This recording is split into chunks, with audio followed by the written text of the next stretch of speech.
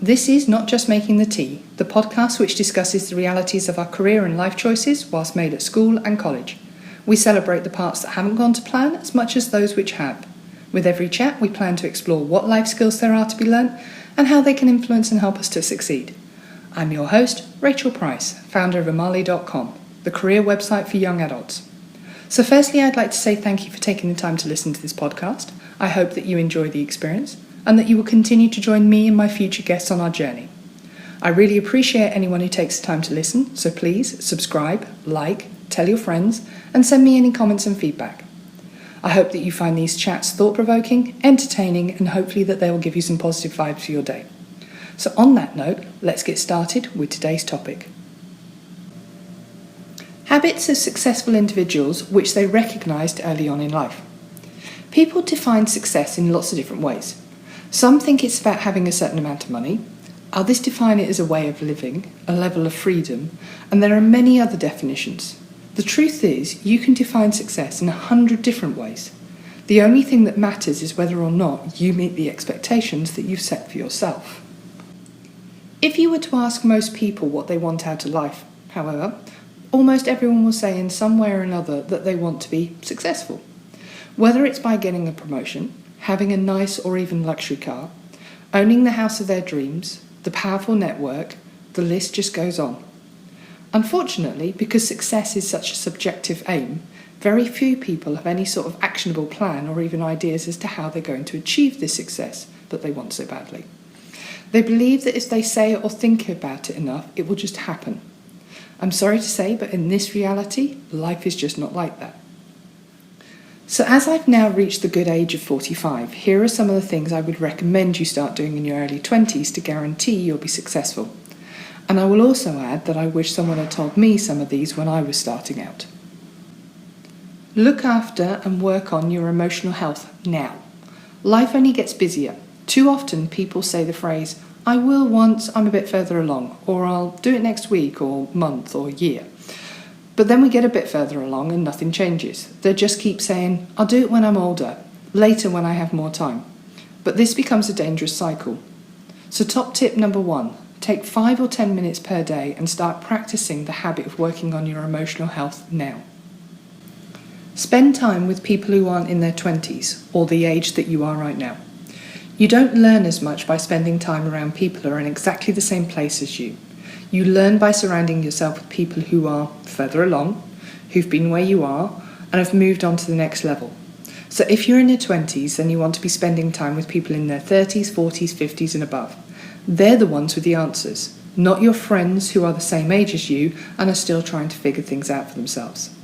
Top tip number 2, widen your circle of friends and acquaintances. You will learn so much more. Save and invest as much money as you possibly can. The sooner you get started by saving and investing, the more dramatic your gains will be over a longer time. Business Insider published a great piece on this. It was about how much more money you would have for your retirement if you started saving when you were 25 as opposed to 35. I can tell you the difference is massive.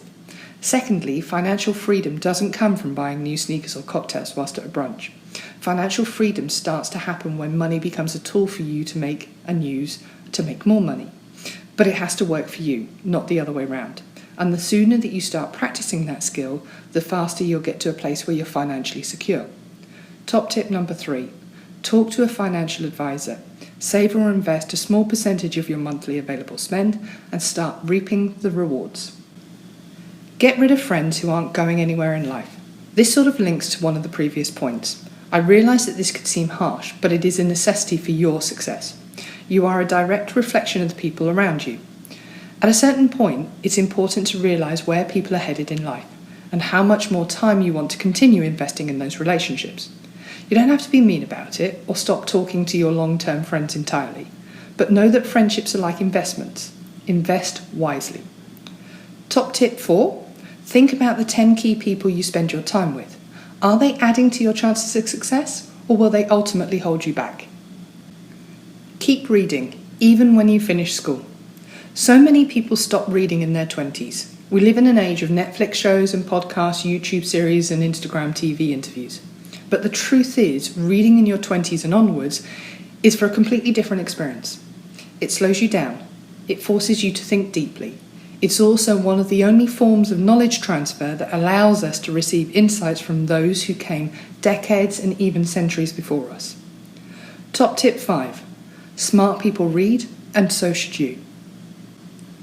Find a workout or exercise regime that supplements your primary aim in life. Success is almost always rooted in some form of physical exercise.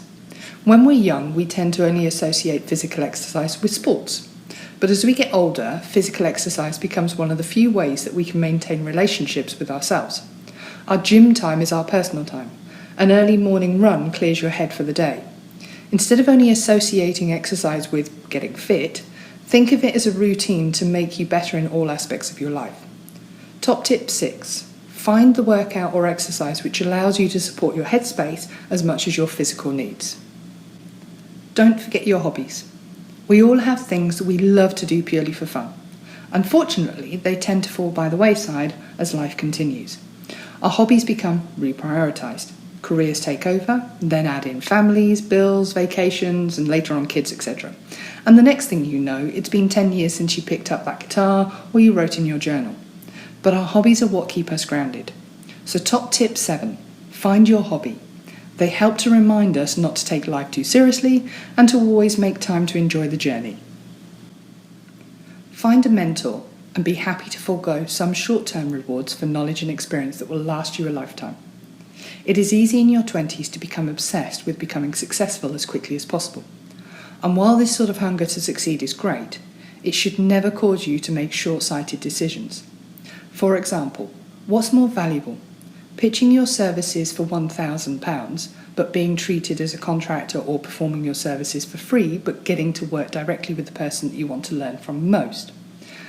A lot of people would disagree with this sort of mentality, and yet it's one of the greatest success shortcuts on the planet. The more you can give up on short-term rewards and invest in yourself, the slower things might be in the beginning, but the higher your ceiling will ultimately become. Top tip 8. Look for and reach out to individuals who you find inspiring and wish to learn from. Think big, and you never know who might get back to you. Nurture your relationship with your significant other, partner and/or family. Not that long ago, there was a mindset that you could only become really successful if you were 100% dedicated, obsessed with making progress, and, well, single.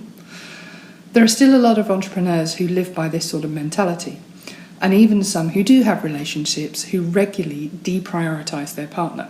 Seriously? And eventually their partner will say, he always says that they have to work and there's no time for me. This is a very flawed approach to both business and personal life. I've come to learn, through my own relationships, that having someone to share the journey with and to emotionally support you along the way isn't going to hold you back. If anything, a life partner will make you better, which means it's your responsibility to help nurture that relationship along the way. Top tip 9. Be aware of how you treat those whom you care for.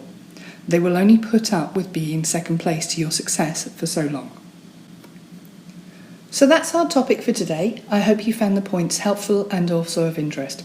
For more information, check out the resources within the Learning Hub on Amali.com. Additionally, go to Amali.com and subscribe for updates and activities on topics aimed to help us all be more successful. If you've enjoyed this episode, why not subscribe and get new episodes weekly? You can do that for free via Apple Podcasts, Spotify, Google Podcast and more.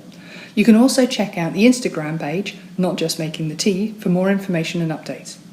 Thank you once again for listening. It really means a lot. Keep safe and talk to you soon.